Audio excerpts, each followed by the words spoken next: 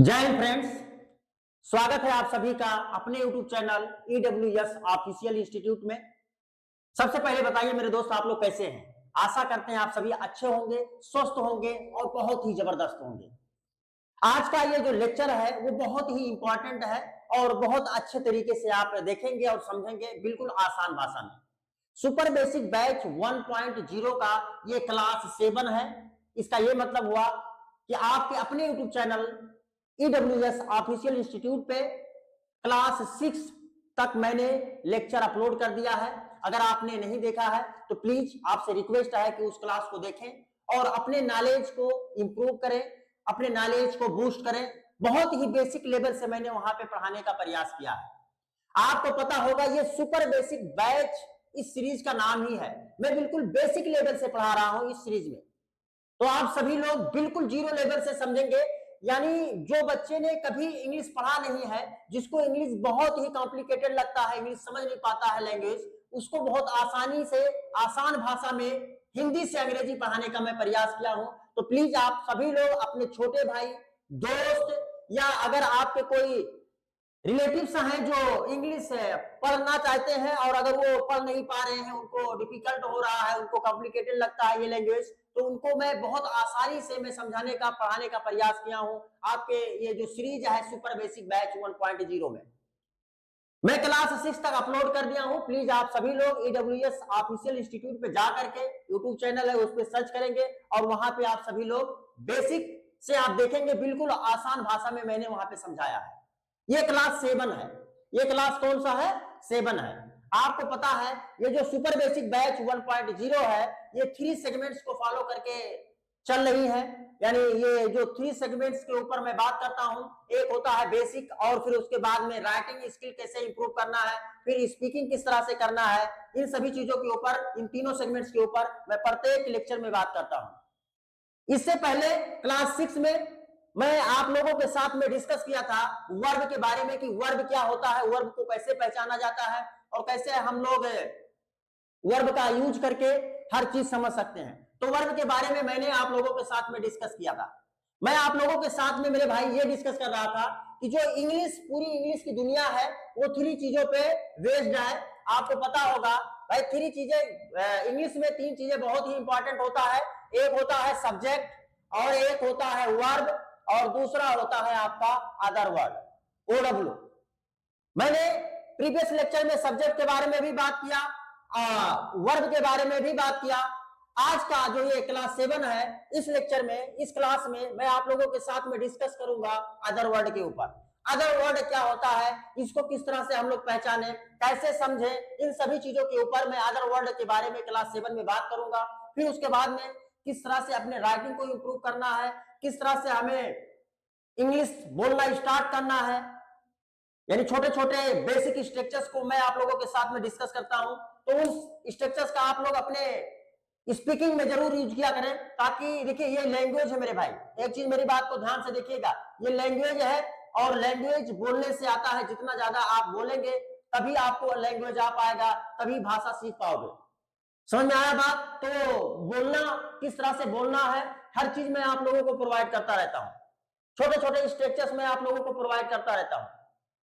आज के इस क्लास में मैं बहुत इंपॉर्टेंट स्ट्रक्चर्स भी आपके साथ में शेयर करूंगा और बहुत ही यूनिक वे में मैं आप लोगों को पढ़ाने का प्रयास करूंगा अदर वर्ड के बारे में। तो चलिए विदाउट टाइम वेस्ट किए मैं अपने इस सीरीज को, इस क्लास को मैं स्टार्ट करता हूं विदाउट टाइम वेस्ट किए। आपको पता होगा, देखिए अगर OW लिखा हुआ है, कुछ बच्चे होंगे कि सर ये OW क्या होता है, तो मैं आप लोगों को क्लियर कर दूं। OW का अगर आप फुल फॉर्म देखेंगे तो एक्चुअली ये अदर वर्ड होता है। इसका क्या मतलब होता है मेरे भाई? Other word. अब अदर वर्ड का मतलब क्या होता है? अदर वर्ड क्या होता है सर? तो मेरी बात को ध्यान से समझिएगा मेरे भाई। वर्ब के बाद में जितने भी शब्द आते हैं, वर्ब के बाद में जितने भी शब्द आते हैं उन्हें आप अदर वर्ड कह सकते हो। ये ग्रामर का कोई रूल्स नहीं है, मैं इसलिए इसको बोलता हूं क्योंकि अदर वर्ड में कुछ कंप्लीमेंट भी हो सकते हैं, ऑब्जेक्ट भी हो सकते हैं, ठीक है। इसीलिए मैं इसको क्या बोल दिया, ऑब्जेक्ट ना बोल करके अदर वर्ड बोलता हूं, क्योंकि इसके स्थान पे कंप्लीमेंट भी आ सकता है। सभी चीजों के ऊपर बात होगी। कॉम्प्लीमेंट क्या होता है, ऑब्जेक्ट क्या होता है, ऑब्जेक्ट को कैसे पहचानते हैं, ऑब्जेक्ट कितने प्रकार का होता है, इन सभी चीजों के, इन सभी पॉइंट्स के ऊपर मैं बात करूंगा। आप लोग वीडियो को अंत तक जरूर देखिएगा। अगर वीडियो मतलब वीडियो आप लोगों को पसंद आएगी तो इसको लाइक जरूर करिएगा। अगर वीडियो आप लोगों को पसंद आएगी तो प्लीज इसको लाइक जरूर करिएगा। अगर चैनल पे नए हैं तो सब्सक्राइब और शेयर करना जरूर मत भूलिएगा, क्योंकि अगर आप लोगों को पसंद आएगी तो लाइक, शेयर एंड सब्सक्राइब, ये 3 चीजें करना मत भूलिए, क्योंकि यही मानकर चलिए कि यही गुरु दक्षिणा है, यही हम लोगों के अंदर की जो वाइटल एनर्जी होती है उसको इंप्रूव करता है, इनहांस करता है, ताकि मैं आप लोगों के साथ में अच्छे कंटेंट लेकर के आऊं और आपके साथ में डिस्कस करूं। तो प्लीज ये चीज थोड़ा सा आप लोग ध्यान रखेंगे।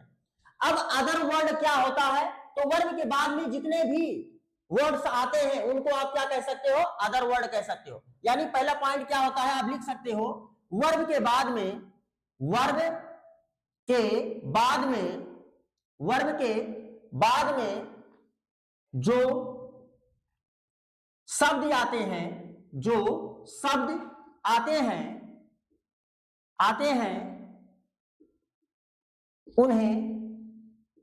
उन्हें ही अदर वर्ड कहा जाता है। उन्हें ही क्या कहा जाता है मेरे भाई, उन्हें ही अदर वर्ड कहा जाता है।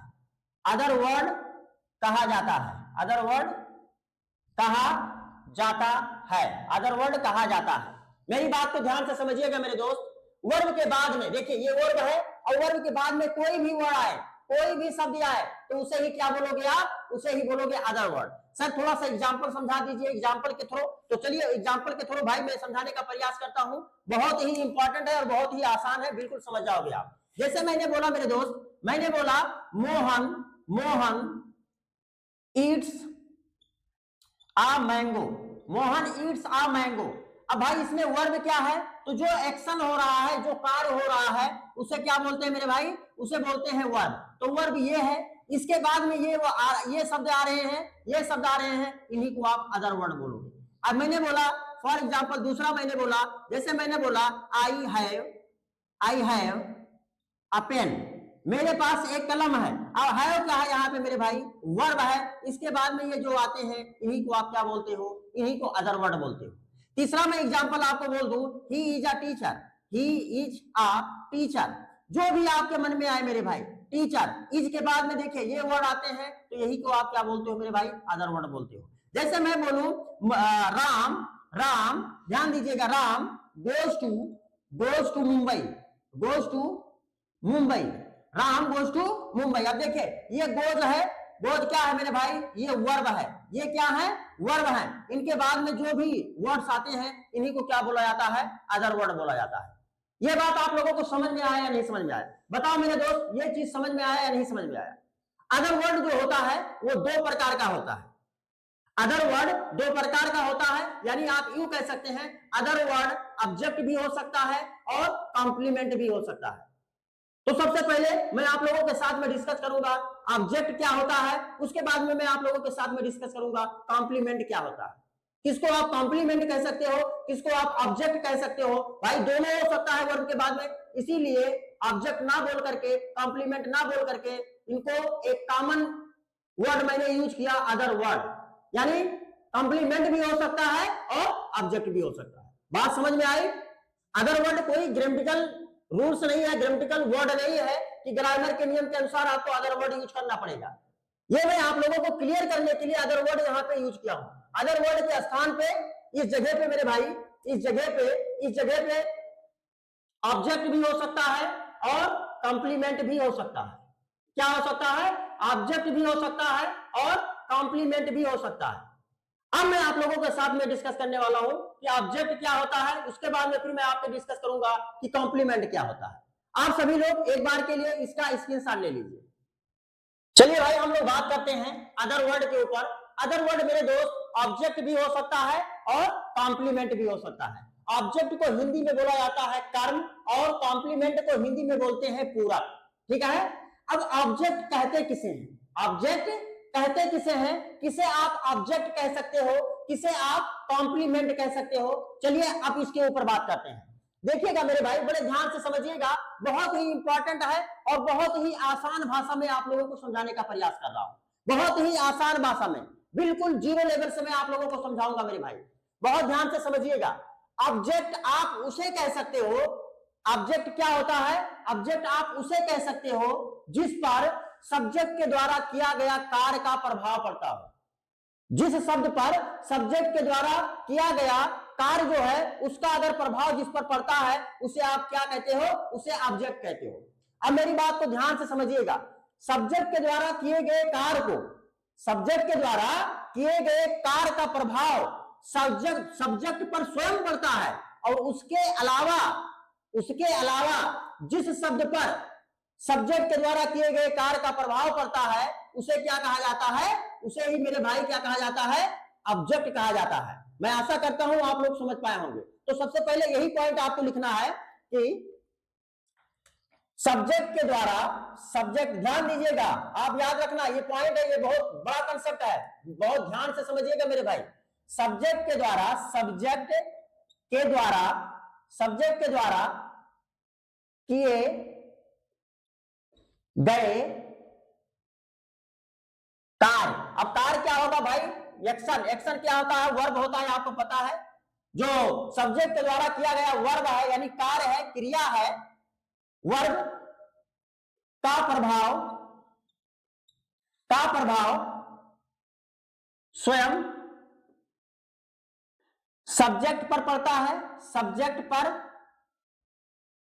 भी पड़ता है, स्वयं सब्जेक्ट पर भी पड़ता है, स्वयं सब्जेक्ट पर भी पड़ता है, तथा इसके अलावा किसके, सब्जेक्ट के अलावा, इसके अलावा वर्ब का प्रभाव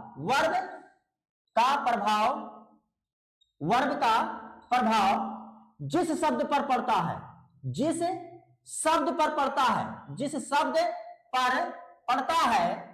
शब्द पर पड़ता है, बहुत ध्यान से समझिएगा मेरे भाई, जिस शब्द पर पड़ता है उसे ऑब्जेक्ट कहा जाता है, उसे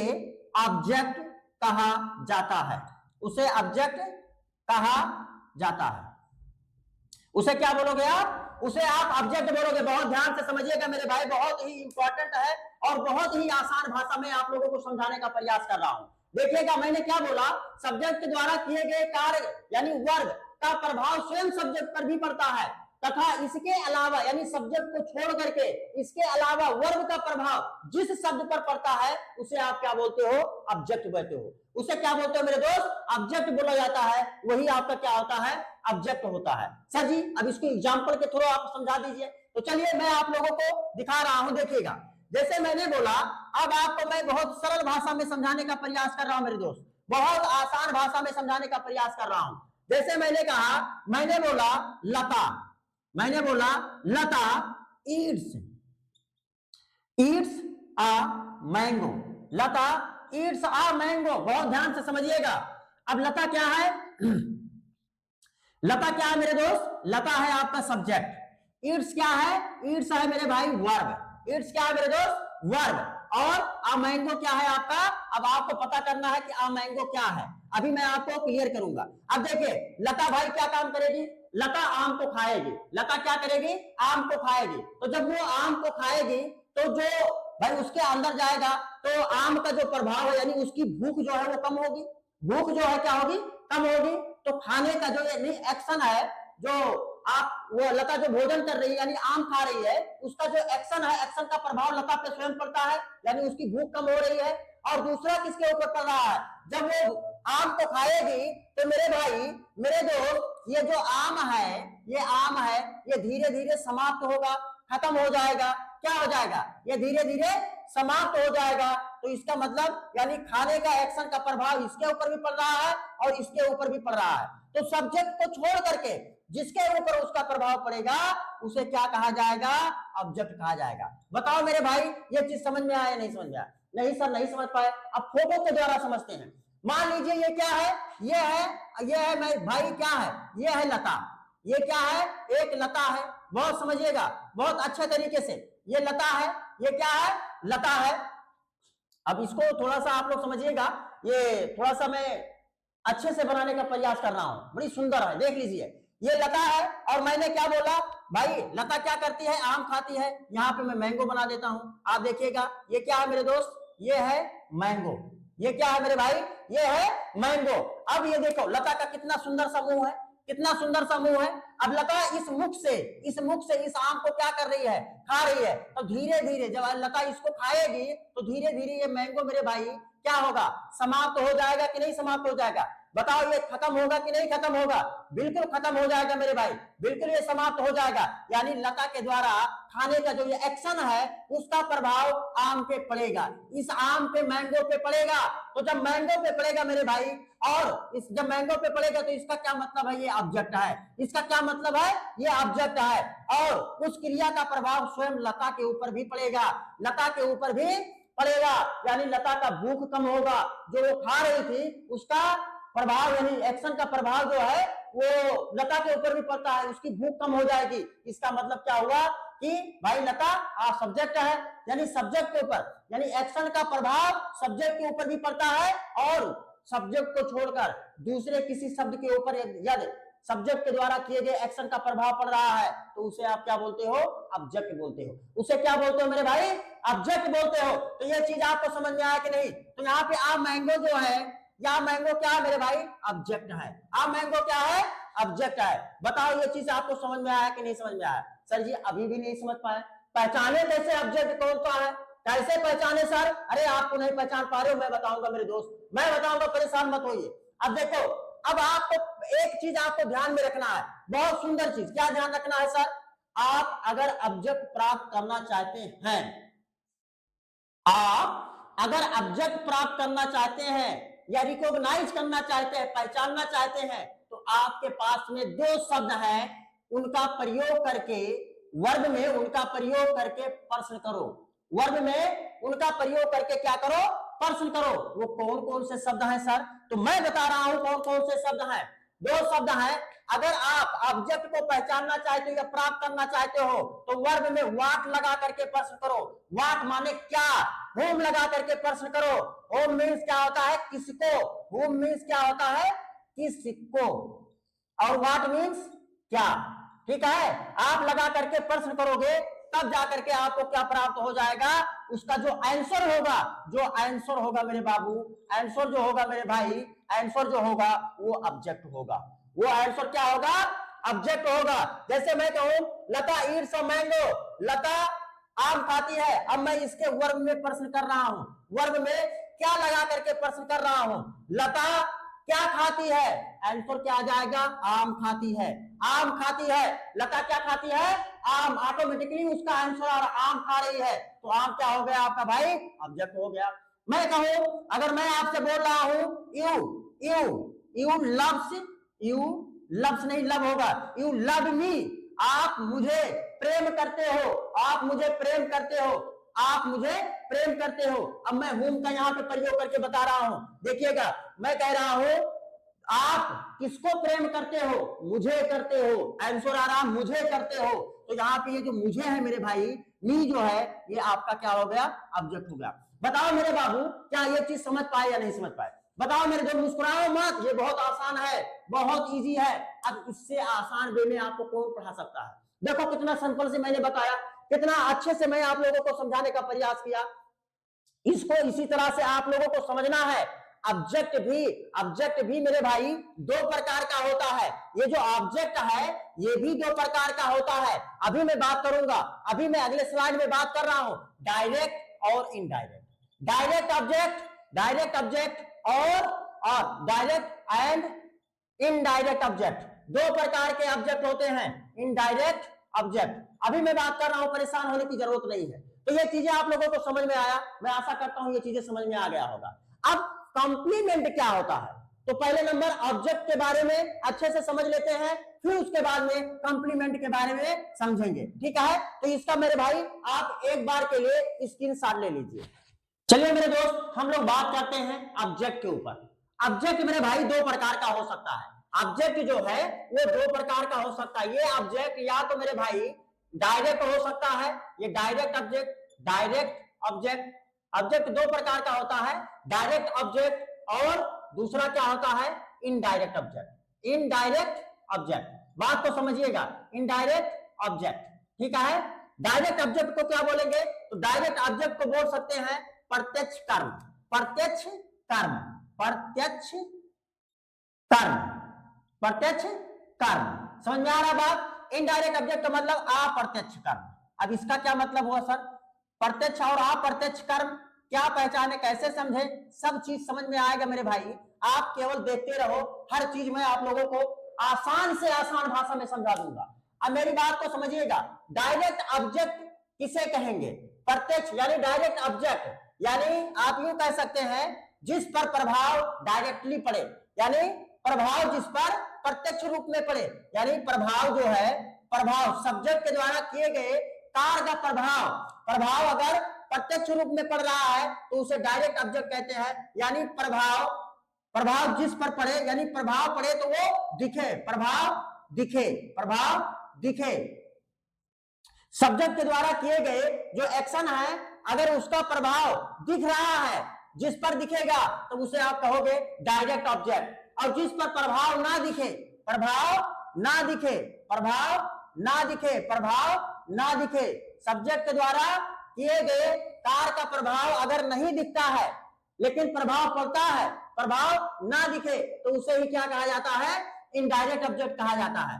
प्रभाव दिखता है तो डायरेक्ट ऑब्जेक्ट, नहीं दिखता है तो इनडायरेक्ट ऑब्जेक्ट। समझ पाए मेरे भाई, समझ पाए मेरे दोस्त। बिल्कुल आपको आसानी से आपको हर चीज समझ में आ जाएगा।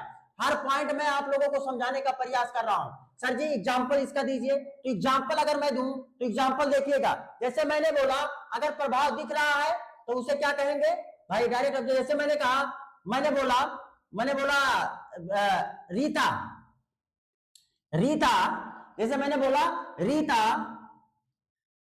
रीता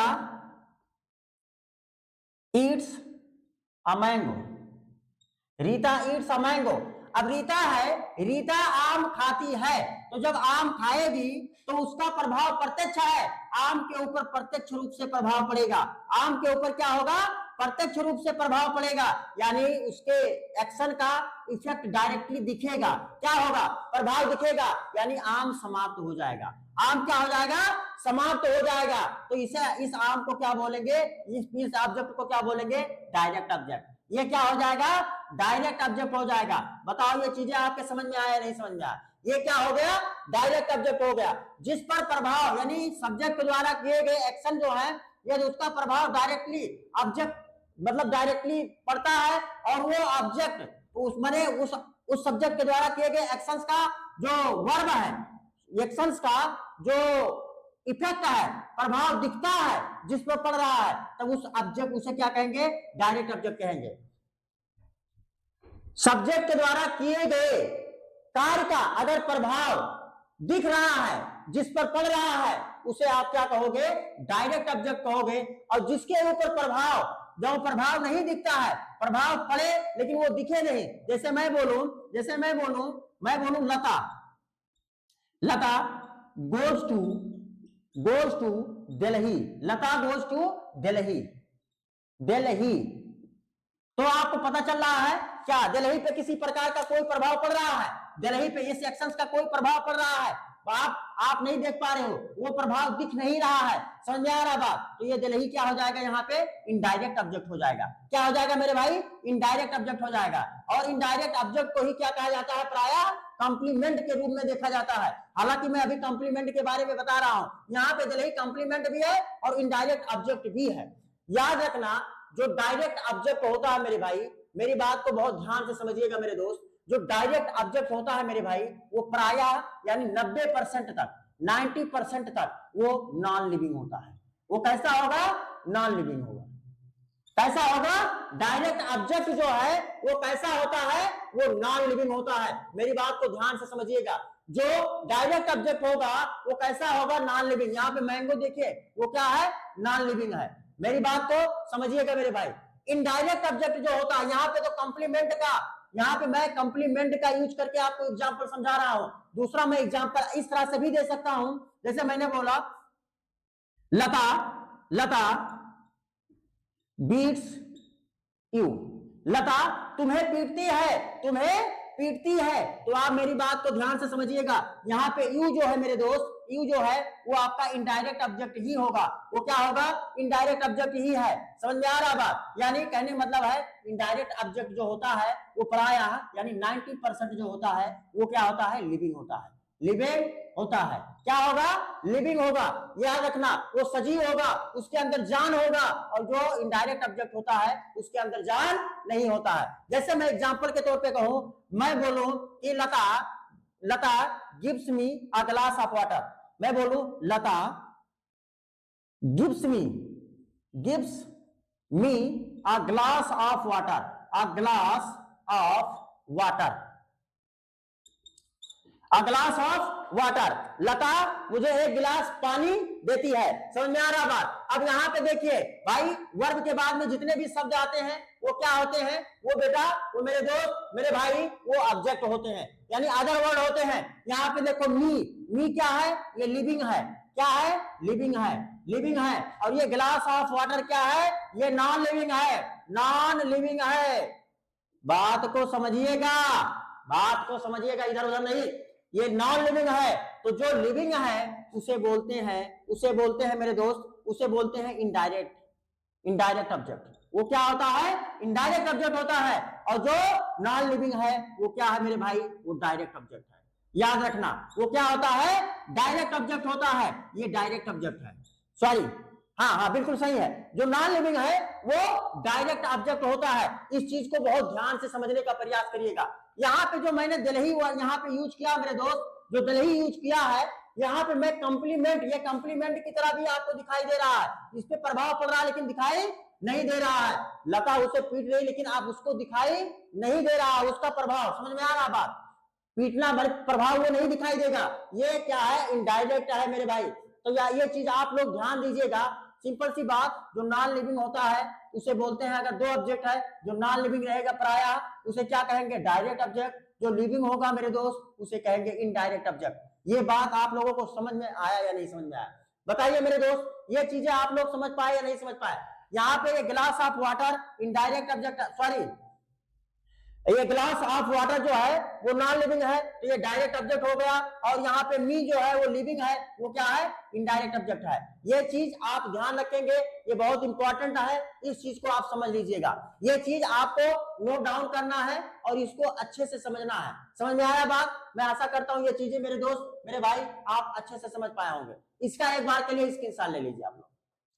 मेरे दोस्त अब ध्यान दीजिएगा, डायरेक्ट और इनडायरेक्ट ऑब्जेक्ट में जो कंफ्यूजन नहीं होता है, मैं उसको अब बिल्कुल दूर कर देता हूं। निंजा कंसेप्ट आपको मैं दे रहा हूं, इसको आप भूलिएगा मत। ये कहीं मिलेगा नहीं, ये ईडब्ल्यूएस ऑफिशियल इंस्टीट्यूट पे केवल मिलेगा। ऐसे कंसेप्ट केवल और केवल ईडब्ल्यूएस ऑफिशियल इंस्टीट्यूट में मिलते हैं। समझ में आया बात? निंजा कंसेप्ट डायरेक्ट और इनडायरेक्ट ऑब्जेक्ट को पहचानने का। मेरी बात को बहुत ध्यान से सुनिएगा मेरे दोस्त, मेरी बात को बहुत ध्यान से सुनिएगा। याद रखना मेरे भाई, जो इनडायरेक्ट ऑब्जेक्ट होता है, इनडायरेक्ट ऑब्जेक्ट साधारणतः यानी प्रायः नॉर्मली जो इनडायरेक्ट ऑब्जेक्ट होता है, इनडायरेक्ट ऑब्जेक्ट नॉर्मली पहले यूज किया जाता है और डायरेक्ट ऑब्जेक्ट बाद में यूज किया जाता है। जैसे for example, he gave me, यहाँ पे देखिए मी, ये इनडायरेक्ट ऑब्जेक्ट है। एन एप्पल ये डायरेक्ट ऑब्जेक्ट है। तो पहले आपने क्या यूज किया? यहाँ पे आप देख लो मेरे दोस्त, ये क्या है? ये है आपका इनडायरेक्ट ऑब्जेक्ट, इनडायरेक्ट ऑब्जेक्ट। और ये क्या है? ये है डायरेक्ट ऑब्जेक्ट, ये है डायरेक्ट ऑब्जेक्ट। बताइए ये चीज समझ में आया? तो साधारणतः यानी नॉर्मली जो इनडायरेक्ट ऑब्जेक्ट होता है वो पहले यूज होता है और डायरेक्ट ऑब्जेक्ट बाद में यूज होता है। सर जी अभी भी मान लीजिए कहीं ऐसा हो कि डायरेक्ट ऑब्जेक्ट पहले आ जाए और इनडायरेक्ट ऑब्जेक्ट बाद में आए, ऐसा भी होता है। लेकिन जब डायरेक्ट ऑब्जेक्ट पहले आएगा, इनडायरेक्ट ऑब्जेक्ट बाद में आएगा, तो इनडायरेक्ट ऑब्जेक्ट से पहले प्रीपोजिशन देना पड़ता है। क्या देना पड़ता है? प्रीपोजिशन लगाना पड़ता है, प्रीपोजिशन देना पड़ता है। सर जी कौन से प्रीपोजिशन? तो मेरे भाई चाहे आप टू लगाते हो या फॉर लगाते हो, ये प्रीपोजिशंस का प्रयोग करना पड़ेगा। अगर डायरेक्ट ऑब्जेक्ट पहले आ रहा है, अगर आप डायरेक्ट ऑब्जेक्ट को पहले लिखना चाहते हो, इनडायरेक्ट ऑब्जेक्ट को बाद में लिखना चाहते हो, तो प्रीपोजिशन आपको देना पड़ेगा मेरे भाई। क्या देना पड़ेगा? प्रीपोजिशन आपको देना पड़ता है, प्रीपोजिशन आपको यूज करना पड़ेगा। समझ में आया बात? यानी आपको इनडायरेक्ट ऑब्जेक्ट से टू या फॉर लगाना पड़ेगा। और अगर वैसे नॉर्मली अगर आप लिख रहे हो तो डायरेक्ट ऑब्जेक्ट बाद में आता है, इनडायरेक्ट ऑब्जेक्ट पहले आता है। जैसे यहाँ पे देखो, इनडायरेक्ट ऑब्जेक्ट पहले आया, डायरेक्ट ऑब्जेक्ट बाद में आया। लेकिन अगर आप डायरेक्ट ऑब्जेक्ट पहले करना चाहते हो, इनडायरेक्ट को बाद, तो इनडायरेक्ट से पहले आपको देखो यहाँ पे टू देना पड़ेगा या फॉर लगाना पड़ेगा। तो आपने यहाँ पे टू लगाया। देखिए देखिए मेरे भाई, यहाँ पे ये क्या है, ये इसको मैंने उल्टा कर दिया, ये डायरेक्ट ऑब्जेक्ट हो गया। क्या हो गया? डायरेक्ट। और ये क्या है? इनडायरेक्ट। और इनडायरेक्ट ऑब्जेक्ट से आपको क्या पहले लगाना पड़ेगा? प्रीपोजिशन। आपको प्रीपोजिशन ये टू और फॉर यूज करना पड़ेगा। बताओ सही है? ये चीज समझ पाए या नहीं समझ पाए मेरे भाई? यहाँ पे देखिए, दूसरा भी देख लीजिए, आई टीच स्टूडेंट्स इंग्लिश। मैं विद्यार्थी को अंग्रेजी पढ़ाता हूँ। मेरी बात को ध्यान से सुनिएगा। पढ़ा रहा हूं ना, तो लाइक कर दो मेरे भाई, मुस्कुराओ मत, शेयर कर दो इसे। और अगर चैनल पे नए हैं तो सब्सक्राइब भी कर दो, फैला दो इसको, पूरे भारत में इसको फैला दो। जो बच्चा अंग्रेजी से डरता है उसके पास में इसको फेंक दो। इसको मतलब जो बच्चा अंग्रेजी से डरता है पूरे भारत में, उस बच्चे के पास में इंग्लिश को, इस वीडियो को भेज दो, ठीक है? ताकि वो भी क्या हो जाए, अंग्रेजी सीख जाए, वो डरे नहीं। देखिए, आई टीच स्टूडेंट्स इंग्लिश। मैंने क्या बोला? मैं स्टूडेंट्स को अंग्रेजी पढ़ाता हूं। अब यहाँ पे स्टूडेंट्स मेरे भाई लिविंग है ना, लिविंग है मेरे दोस्त, तो लिविंग है तो इनडायरेक्ट होगा ना भाई, इनडायरेक्ट होगा ना दोस्त। तो लिविंग है तो इनडायरेक्ट होगा, और नॉन लिविंग है, इंग्लिश लैंग्वेज है, तो ये क्या है? नॉन लिविंग है, तो ये डायरेक्ट हो जाएगा। ये नॉन लिविंग है तो ये नॉन लिविंग है, तो ये नॉन लिविंग रहेगा तो डायरेक्ट ऑब्जेक्ट हो जाएगा। तो यही तो मैंने बताया कि भाई पराया क्या होता है, पहले इनडायरेक्ट ऑब्जेक्ट आता है और उसके बाद में डायरेक्ट ऑब्जेक्ट आता है। ये रूल्स है, याद रखना, पहले इनडायरेक्ट फिर डायरेक्ट। लेकिन अगर आप चाहते हो कि डायरेक्ट पहले आए, इनडायरेक्ट बाद में आए, तो इनडायरेक्ट से पहले आपको प्रीपोजिशन टू और फॉर देना पड़ेगा। यहाँ पे देखिए, आई टीच इंग्लिश, मैंने क्या बोला? मैं अंग्रेजी पढ़ाता हूं। तो यहाँ पे I teach English, indirect object, direct object को पहले ले आया। अब इनडायरेक्ट से पहले आपको क्या देना पड़ेगा? प्रीपोजिशन टू और फॉर आप यूज कर सकते हो। बताओ ये कंसेप्ट आपको कैसा लगा? ये कंसेप्ट कैसा लगा मेरे दोस्त? कंसेप्ट ये समझ में आया या नहीं समझ में आया?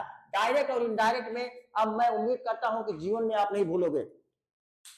इसीलिए पैसिव बनाते समय, जब आप पैसिव बनाते हो, याद होगा जब डबल ऑब्जेक्ट होते हैं उनका जब आप पैसिव बनाते हो तो यही कंसेप्ट वहां पे फॉलो किया जाता है, प्रीपोजिशन टू या फॉर लगाया जाता है। अब इसके बारे में मैं आप लोगों को ज्यादा इलोबरेट यहाँ पे इसलिए नहीं कर रहा हूं क्योंकि ये बेसिक है, सुपर बेसिक है। तो सुपर बेसिक में इतनी नॉलेज आपको होना चाहिए कि डायरेक्ट ऑब्जेक्ट बाद में रहेगा, इनडायरेक्ट ऑब्जेक्ट पहले रहेगा, यानी पहले इनडायरेक्ट ऑब्जेक्ट फिर डायरेक्ट ऑब्जेक्ट आता है। समझ में आया बात? इसको आप एक बार के लिए स्क्रीनशॉट ले लीजिए, इसका स्क्रीनशॉट। चलिए मेरे भाई, अब हम लोग बात करते हैं, हम लोगों का जो दूसरा सेगमेंट था कॉम्प्लीमेंट के बारे में। मैंने आपको बताया था अदर वर्ड दो चीजें हो सकती हैं, या तो कॉम्प्लीमेंट हो सकता है या तो फिर वो ऑब्जेक्ट हो सकता है। अब कॉम्प्लीमेंट किसे कहेंगे? क्या आप जानते हो? जानते हो तो कमेंट में बताओ मेरे भाई, जानते हो आप तो कमेंट में बताइए कॉम्प्लीमेंट क्या होता है। बहुत सरल भाषा में आप लोगों को बताऊंगा, ध्यान रखना। कॉम्प्लीमेंट उसे कहेंगे आप, यानी सब्जेक्ट के द्वारा जो कार्य किया जाता है यदि उसका प्रभाव केवल और केवल सब्जेक्ट के ऊपर पड़े, दूसरे शब्दों के ऊपर, मतलब दूसरे शब्द पर ना पड़े।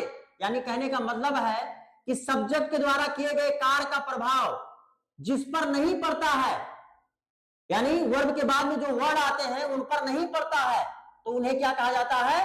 कॉम्प्लीमेंट कहा जाता है। यानी लिख सकते हो आप कॉम्प्लीमेंट क्या होता है भाई, कॉम्प्लीमेंट क्या होगा, क्योंकि अदर वर्ड के जगह पे जो दो हो सकते हैं। अदर वर्ड मतलब यानी जो वर्ब के बाद में, यानी सब्जेक्ट, वर्ब, वर्ब और अदर वर्ड, यानी यहाँ पे कॉम्प्लीमेंट भी हो सकता है, कॉम्प्लीमेंट भी हो सकता है। क्या होगा? कॉम्प्लीमेंट होगा। तो वर्ब का प्रभाव अगर वर्ब के बाद में आए हुए शब्द के ऊपर नहीं पड़ता है तो उन्हें क्या कहा जाता है? कॉम्प्लीमेंट कहा जाता है। यानी आप कह सकते हो सब्जेक्ट के द्वारा किए गए कार्य का प्रभाव, सब्जेक्ट के द्वारा किए गए कार्य का प्रभाव, कार्य का प्रभाव जब वर्ब के बाद आए हुए शब्द पर नहीं पड़ता है, वर्ब के बाद आए हुए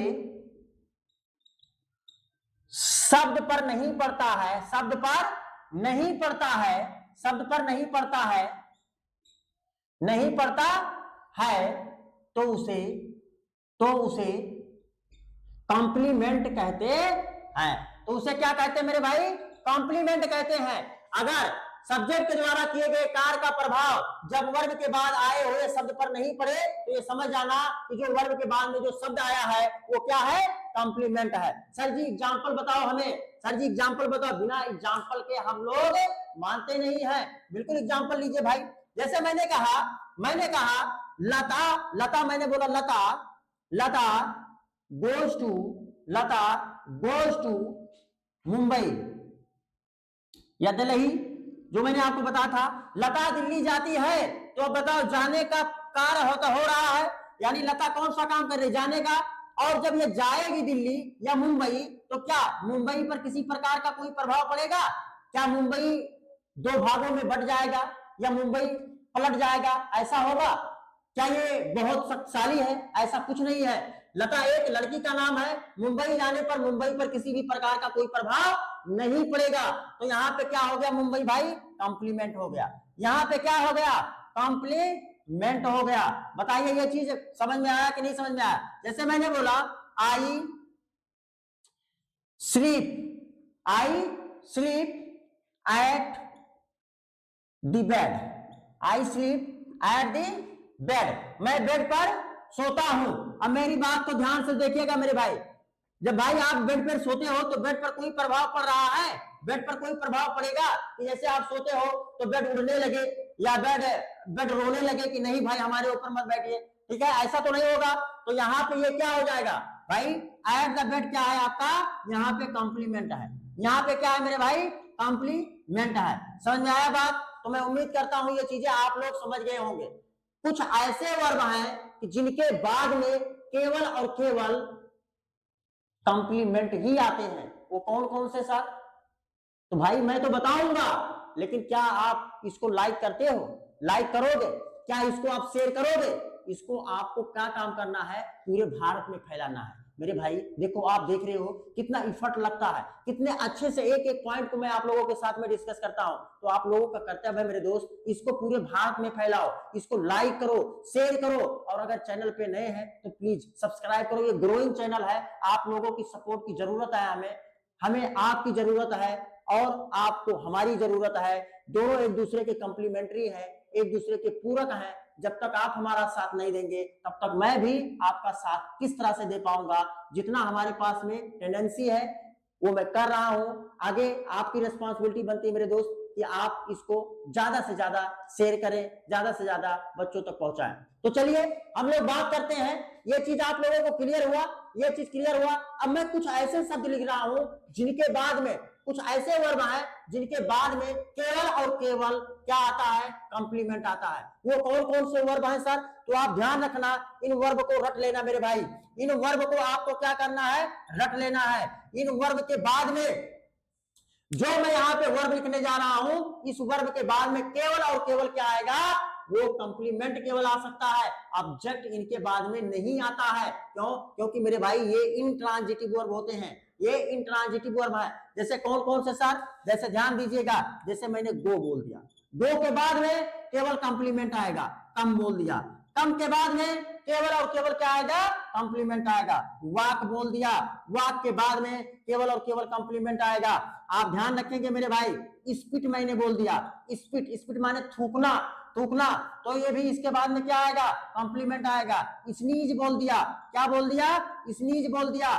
ध्यान रखना, स्नीज माने छींकना, स्नीज माने अच्छी, ऐसा वाला छींकना, तो ये भी वर्ब है। तो स्नीज माने क्या होगा? छींकना। तो ये ध्यान रख रहे हो। गो हो गया, कम हो गया, वाक हो गया, स्पिट हो गया, स्नीज हो गया, स्लीप हो गया। ऐसे बहुत से वर्ड है, लेकिन इतना आपको ध्यान में रखना है, इनके बाद में हमेशा, इनके बाद में, इन शब्दों के बाद में हमेशा, इन शब्दों के बाद में, इन शब्दों के बाद में केवल कंप्लीमेंट आता है। केवल कंप्लीमेंट आएगा मेरे भाई। ये वर्ब है, केवल और केवल कंप्लीमेंट आएगा। बताइए ये चीजें आप लोगों को समझ में आया मेरे भाई या नहीं समझ में आया? एक बार के लिए अच्छा और भी बहुत से वर्ड हैं। जैसे मैं बोलूं मेरे भाई फ्लाई, फ्लाई माने उड़ना। जैसे मैं बोलूं डाई, डाई माने मृत्यु, मरना, मरना। कहते ना राम नाम सत्य हो गया, वो वाले की मरने की बात कर रहा हूं, डाई हो गया। और मैं लिख दे रहा हूं मूव। ये सब क्या है, ये ऐसे वर्ड हैं, ऐसे वर्ब हैं जिनके बाद में केवल और केवल क्या आता है, कॉम्प्लीमेंट आता है। तो इसका आप मेरे दोस्त आप स्क्रीनशॉट ले लीजिए, इसका स्क्रीनशॉट ले लीजिए, बहुत इंपॉर्टेंट है। आप इसका स्क्रीनशॉट लीजिए। ये सेगमेंट आपका कंप्लीट हुआ। चलिए मेरे दोस्त हम लोग स्टार्ट करते हैं अपने अगला सेगमेंट।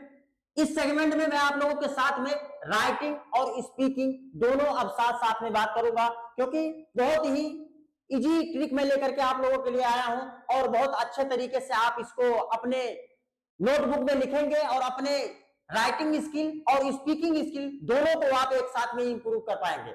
आप मेरी बात को ध्यान से समझिएगा। आज मैं आप लोगों को यह बताऊंगा कि हिंदी वाक्य में जिसके लास्ट में होता है आता है या होते हैं आता है, उसकी ट्रांसलेट कैसे बनाएं। समझ में आया बात?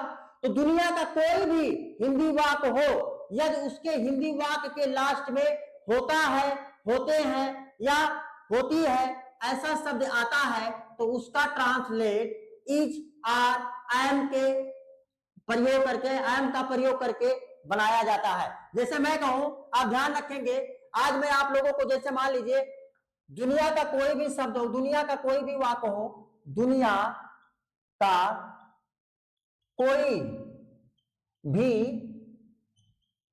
हिंदी या वाक्य होता है, हिंदी वाक्य के अंत में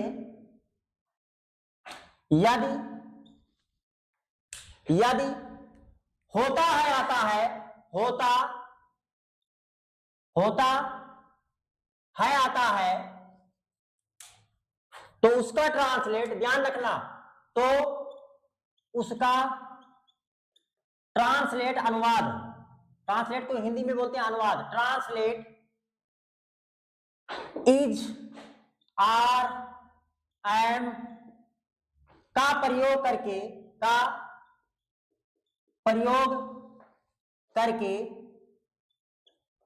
बनाते हैं। किसका प्रयोग करके? इज, आर, एम का प्रयोग करके बनाते हैं। जैसे एग्जाम्पल तौर पे सर, एग्जाम्पल मुझे बताइए, मैं समझ नहीं पा रहा हूं। बिल्कुल एग्जाम्पल लो मेरे बच्चे, अरे बिल्कुल एग्जाम्पल मैं आप लोगों को दूंगा, ठीक है। जैसे मैंने बोला कौवा, कौवा काला होता है, समझ आया बात? फूल सुंदर होते हैं, फूल सुंदर होते हैं। मेरी बात को ध्यान से समझिएगा मेरे भाई, कौवा काला होता है, फूल सुंदर होते हैं। बताओ इनके लास्ट में होता है आता है कि नहीं आ रहा है, होता है आता है कि नहीं आ रहा है। तो दुनिया का कोई भी हिंदी वाक्य का सेंटेंस हो जिसके लास्ट में होता है आता है, होते हैं आता है, तो आप इज, आर, एम का प्रयोग करके उसका ट्रांसलेट बनाएंगे। सर इसका स्ट्रक्चर क्या होगा? सिंपल सी बात, स्ट्रक्चर देखो, स्ट्रक्चर में बना देता हूं। पॉजिटिव होगा, पॉजिटिव ध्यान दीजिएगा, पॉजिटिव सेंटेंस का स्ट्रक्चर बता देता हूं मैं। आज मैं पॉजिटिव बता रहा हूं, कल मैं आप लोगों को नेगेटिव बताऊंगा, ध्यान दीजिएगा। पॉजिटिव क्या होगा भाई? आप सब्जेक्ट लिखोगे, जो भी सब्जेक्ट है, सब्जेक्ट आपका नाउन हो सकता है, प्रोनाउन हो सकता है, यानी सब्जेक्ट क्या होगा भाई? नाउन होगा या प्रोनाउन होगा, तो सब्जेक्ट होगा। अब आपको पता है सिंगुलर होगा तो इज लगाना, प्लूरल होगा तो आर लगाना। और अगर मान लीजिए आई सब्जेक्ट है, जैसे मैं सुंदर होता हूं या मैं बुद्धिमान होता हूं, या इस तरह से बोलते हैं, हालांकि इस तरह से कोई वाक्य नहीं बोला जाता है, तो आई एम का प्रयोग वहां पे करिएगा, यानी आई होगा तो आई एम लगेंगे। तो सब्जेक्ट आप ध्यान दीजिएगा, सब्जेक्ट जैसा रहेगा उसी के हिसाब से इन वर्ब का प्रयोग करना है हमें। तो सब्जेक्ट, उसके बाद में इज, आर, एम, उसके बाद में इज, आर, एम, उसके बाद में नाउन यूज करेंगे या एडजेक्टिव यूज करेंगे, नाउन या एडजेक्टिव आप यूज करेंगे। अब देखिए भाई सब्जेक्ट क्या है यहाँ पे, तो यहाँ पे हिंदी वाक्य में जो पहले आए कौवा, कौवा सब्जेक्ट है।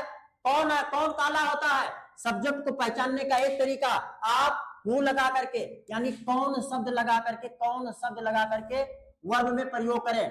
कौन शब्द लगा करके कौन शब्द लगा करके वर्ब में प्रश्न करें, वर्ब में कौन शब्द लगा करके यानी हु लगा करके प्रश्न करें, तो आपका जो आंसर होगा वो क्या होगा, वो सब्जेक्ट होगा।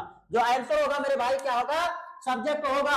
अब जैसे देखिए भाई, कौन काला होता है, कौवा काला होता है। कौन सुंदर होते हैं, फूल सुंदर होते हैं। बात समझ पाए या नहीं समझ पाए, इनका ट्रांसलेट बनाइए इसी के हिसाब से।